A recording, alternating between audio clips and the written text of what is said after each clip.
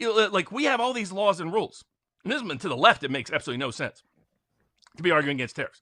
The left says an economy has to function with basic standards of human decency, for safety, for labor, for the environment, etc. Okay, fine.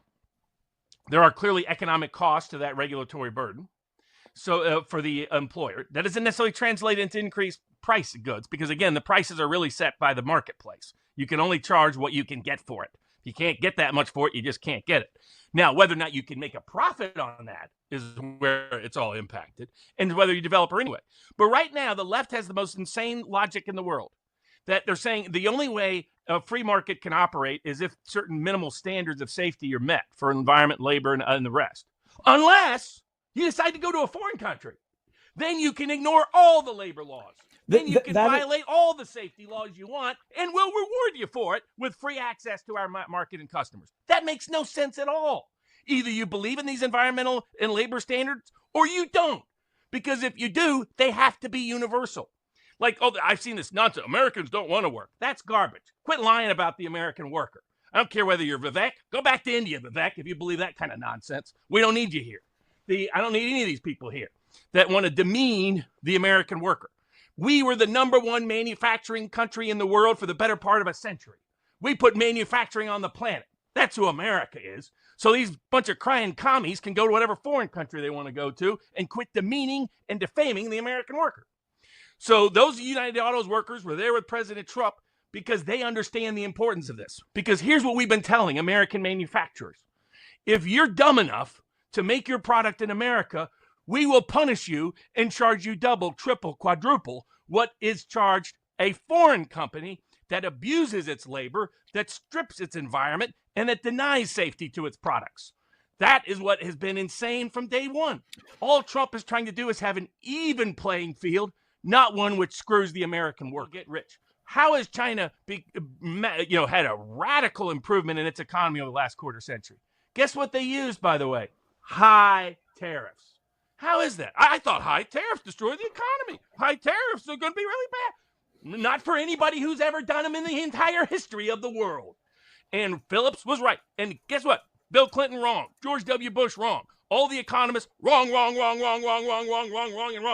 They should be put up and hung for some of their insane propositions.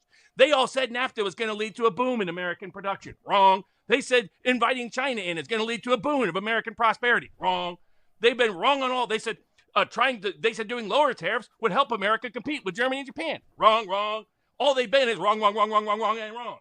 As the great movie Back to School, Rodney Dangerfield, here's your definition of most economists.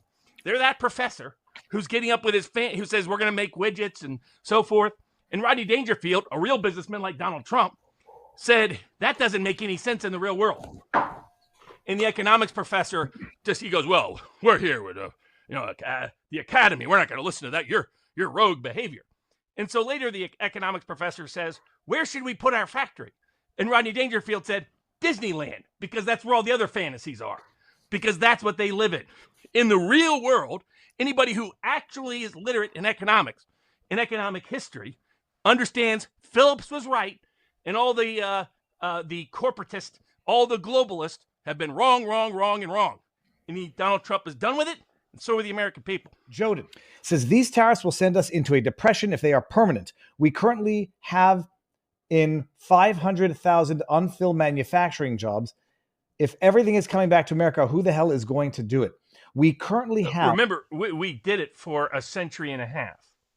How did China do it? To those kind of comments out there, how does every other country do it? How did every other country do it throughout history? Before Britain became the manufacturing dominant country in the world, they weren't even a presence in the world. Before the U.S. became a manufacturing dominant country, we were not very present at all in the manufacturing economy. Before Germany or Japan did it after World War II, they had not necessarily been dominant, and China had no such history of it. So this is belied by history. And so, yeah, I'll bet you I'll take your money because Hold on. We haven't got there yet. You're too dumb to keep it. If you're going to make dumb bets, I try to stay away from beating. My mom always said, "Don't beat up on the people who ride the special bus to school." But if you're too dumb to keep your money, I got to redistribute it for the sake of society. Joden says the tariff table was a lie. We have egg on our face. The numbers they claim other countries are applying are wrong. They just calculated exports minus imports. Vietnam charges 7.5, not 92. So dumb. I'm going to fact check this. That's not dumb this at all. And it was what that person is missing is why does that trade deficit exist? Why does that trade deficit exist if it's not they're rigging the rules in their favor? And there's all kinds of ways to rig the rules in your favor. You can have low labor standards, low environmental standards, low safety product standards. I mean, imagine they're still harassing Amos Miller, the Amish farmer in Pennsylvania, who has some of the safest food in the world, while we import food from all kinds of places. We have no idea how safe it is. Right? What you're advantaging people is you're saying, hey, violate labor standards, violate environmental standards, and we will economically reward you by access to the richest consumer market in the world. That makes zero sense if you care about labor or environmental standards. Now, you could say you don't care about those standards, and then at least you're being honest. You're saying you like slave labor, okay, but not to anyone else. The idea Americans can't produce this when we have an established history of being the greatest in the world at it? These people are ignorant of their own history. To that, Barnes, I will bet you $5,000 that we will have a depression by the end of the year if these tariffs are in place. Put your money where your mouth is. I'll take all of it. But I'm screenshotting. You can't be a bum. You can't run off when I win that bet because most people know betting against Barnes is a good way to go broke. Viva Barnes, NAFTA caused my father to hit the food bank in 94, 95. We got cereal with nothing on the box but nutrient facts.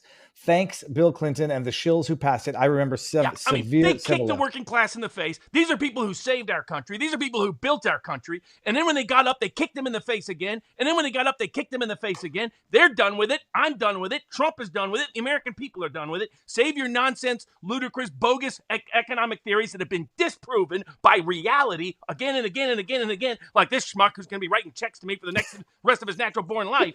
Done with it. Well, what they did to the working class in this country is an outrage to anybody who gives a damn. Poncho says, Viva, I saw Thomas Sowell and Barnes' recent discussion on tariffs. Barnes' explanation was quite helpful. Is Sowell wrong here when he says long-term tariffs are harmful? There's just no evidence of that. I mean, again, give me the historical evidence. All these people talk in a whiteboard academic class. We have historical evidence. Why didn't it harm the United States?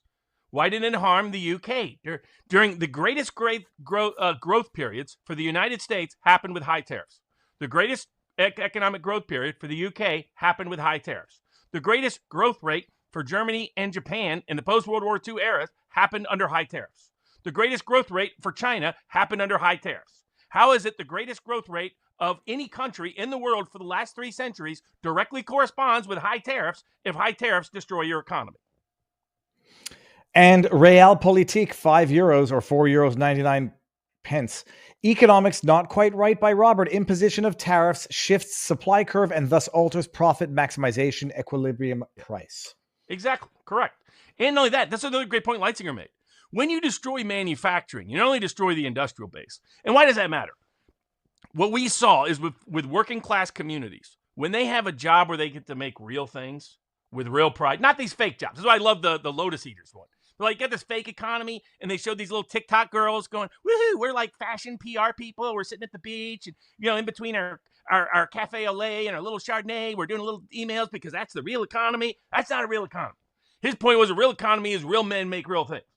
And what do you find with that? You find pride.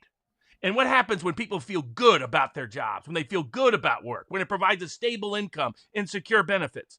They get married younger. They stay married longer. They support families longer. They support communities longer. They support neighborhoods, Matt. To give you an idea, in the Middle West of this country, which is now called the Rust Belt, used to be the heart of America, the heartland of America, so-called, we have a higher rate of men dying from overdoses than did during the peak of Russia's economic disaster of the late 1990s.